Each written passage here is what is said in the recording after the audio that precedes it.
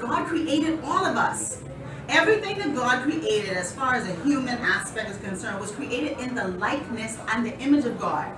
The likeness, like unto, and the image of God. So all that God is, I am. All that God is, you all are. I remember when I was on this journey of discovering who I am, I asked God, I said, okay, God, I'm going to tell y'all, don't tell me how to talk to God or I'm going to get mad at y'all. Me and God have some Bahamian conversation. And I said, okay, God, listen.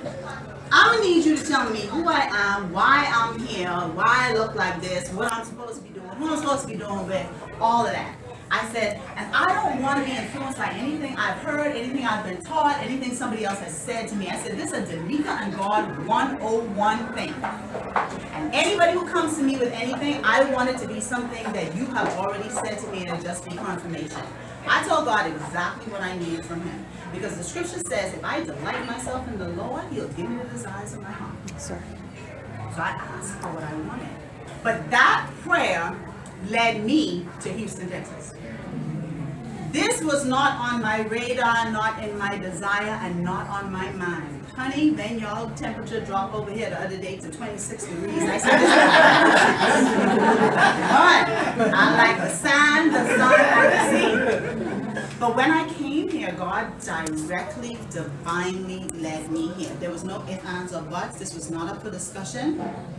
Maybe if we ever have a time to sit down, talk one-on-one, I'll tell you that story. But I knew beyond a shadow of doubt that God was leading me from my home to Houston, Texas. And when I came here, I didn't know a rat, a cat, or a dog. And I came here with 2 of my 3 children because my eldest girl, who's my middle child, didn't want to leave. Because she felt like everybody in the United States killed everybody and she didn't want to come here and die. So, because that's what we hear on the news. It's all the negative stuff. And she just, she was 13 and she was like, no, I prefer to be with my friends. Y'all go to Houston and get killed. But I'm so grateful for that because she's that one child who's not flexible. We all have that special person or that special child. She's my special child. And so God knew exactly what God was doing because I came here and I didn't know anyone. And I'm going to share this story with you because I want you all, when we talk about vision and vision board, that comes from within. So a vision for me is a supernatural communication or a divine revelation. So when you're connecting to your vision, you got to know how to connect to spirit in order to get that. Because I'm looking at Jolie and what Jolie's doing, but Jolie's path is completely different from mine. But I'm so focused on what she's doing and I want to do what she's doing because she's doing it. It's never going to happen. Because that's not what God called me to do. That's not the vision that God imparted into me. So when you talk about vision, you've got to understand how to connect with the greater aspect of who you are in order to be able to pull that. So you have many women who have, beautiful woman down there, she said her board been under her couch for 5 years, right? She hadn't put anything on it yet, but you have some people who have a vision board under their couch or under their bed with all kinds of things on it and nothing has come to pass. And then they get frustrated. Because that's not the path that you were called to lead. That's why as women it's so important for us not to look at other women and judge. Child, y'all don't know my story. And trust me when I tell y'all do not want to walk the life that I want. Trust me when I tell you that. You know why I know that? Because I didn't want to walk the life that I wanted. But that was mine to walk. And so when I came here not knowing anything and not knowing anybody, leaving a home that was destroyed in a major hurricane a couple of months before, leaving a business, leaving my own car, and I'm here now, don't know how I'm going to make it with no job, with no car, with no place to stay. Someone took me and my 2 kids into their home. And they had a big old dog that smelled like a dog. And the person used to smoke, and I like dogs, but I don't like a dog that smelled like a dog in the house. And I don't like cigarette smoking. I'm saying, God, no, you didn't.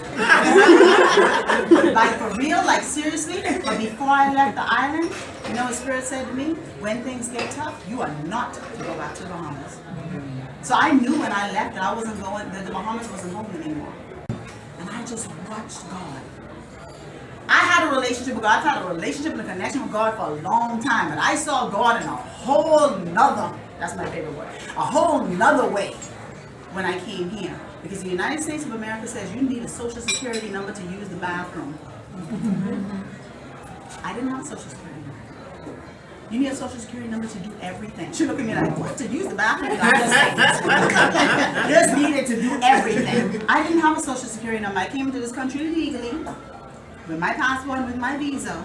Remember I said, God said, you're not going back to the home. So here I am, no job, no home, no car, sitting out on the bus stop sometimes in 30-something degree weather. And one day I just cried. I said, God, I know you ain't got me over here on this bus stop, freezing. God said, if you need a car, I didn't get a car without going to the car dealership. So you could put something on the vision board all day. Faith without works is dead, my beautiful sisters. Faith is expectation, but you better be willing to make some steps toward that thing. And I heard some of you talk about the steps that you plan to make or that you know that you need to make. So I went to the car dealership, and God had somebody positioned. The place hadn't even opened yet. God already had someone positioned outside for me. And I started talking to him, and he took me inside to the financial person, and I said, okay, God, you tell me to look for a car. I don't know how this is going to happen. It's not even my business. But I'm being obedient. See, because I connected to the vision. Now that might seem simple, but my vision, God's vision for me at that time was to get me a car. I couldn't sit on the bus stop in 32-degree temperatures anymore because the winter had arrived. And I'm sitting there, and I told him what I wanted, and I test drove it and everything. And at this time I had a job without a social security number. I had gotten me a driver's license without a social security number. I had a bank account without a social security number. All the things that you need a social security number to get, right? But remember, I said God sent me here, and I told God, I said, you sent me here, you obligated to take care of me. So I'm not listening to what anybody else says, listening to what you say. Went there, and as I'm being approved for this car loan, the guy says, well, how do you have a driver's license and a job and a bank account without a social security number as he's signing off to approve me for this loan? And I said, sir, I cannot answer that, but all I can tell you is God sent me here, and God needs to take care of me, and I need a car. I was driving that car for like about 3 or 4 weeks before they even called to confirm that I had to wait to pay for this car. But God, when you talk about vision, you got to know how to connect to that thing that's inside of you. And nobody else in the world might have that story, and nobody else in the world might ever have that story. That's Denika's story. That's a Denika and God story. Because you can have a vision, but if that never comes to manifestation, then what good is it to you? So when you talk about moving from vision to manifestation, that's what I'm trying to help you with today. And my first encouragement to you is identify your purpose. Identify why you're here. Just connect to your purpose. Because when you connect to your purpose, then you connect to the vision that God has for you. How many of you are familiar with that scripture that says, write the vision and make it plain so that they will be complete, right? That's Habakkuk. So Habakkuk was a prophet. And when that happened, there was a major time that was going on then. And God gave Habakkuk this vision. Because the times then were very much like the times now. But don't be afraid. God is doing a shifting. There's a shifting, there's a transference of wealth, there's a transference of blessings that's going on now. And we have to be in position. Because if God have my $1 million up here in Cyprus, as much as I don't like driving, I feel like I'm driving to the Bahamas when I come over here. As much as I don't like driving, I better get my behind over here to get my $1 million, because that's where it is. So wherever God is leading you to, that's where your thing is. And your thing is not going to look like my thing, and my thing is not going to look like your thing. But we can celebrate our things together. So if you have any limiting belief systems, any limiting thought processes, I'm going to ask you to change those, because you will manifest your reality based on how you perceive things to be. So if you got stinking thinking, you're going to experience some stinking stuff, right? I wrote a book entitled, Who in the Hell Do You Think You Are? Creating Your Heaven in the Face of Hell. Whatever we experience, on whatever level we create it, somehow, some way. And until we understand and identify how we're doing that, we're not going to be able to recreate some things. So you all are here today tells me that you want to recreate some things, or you want to create some things, or you want to do some things different. But in order to have something different, you have to do something different. Maya Angelou said, when you know better, do better. So even as we learn, we got to do. Because faith without works is dead. Faith without works is dead. And faith, Spirit revealed to me several years ago, faith is expecting. He who comes to God must first believe that God is. But don't go to God if you don't believe God is, right? But also that he is a rewarder of those who diligently seek him. So you got to expect that God is going to reward your effort. Expect that God is going to manifest the vision, especially when it's in alignment with God's purpose for you. So identify your purpose. Know who you are, who is in you, and who you are in. Because God ain't somewhere up there floating in the sky. You know, we always look up and say, God, you know. But the kingdom of heaven is where? In you. The kingdom of heaven is within. That's where God is. Our spirit is which gives us direct access to God. That's why we can't get caught up on this. Those who worship God must do it in spirit and in truth. So you have to be in tune and listening, but we get so caught up in everything that's happening on the outside. So beautiful women, please don't get caught up in what's going on right now. Because Donald Trump don't control a doggone thing what happened in your life. Unless you believe that he does.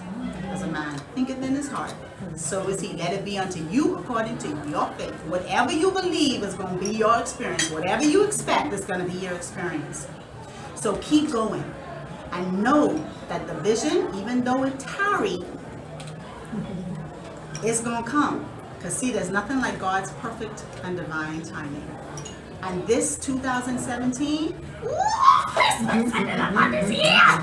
whatever was started last year, that's why I told people last year, be careful what you put in the ground.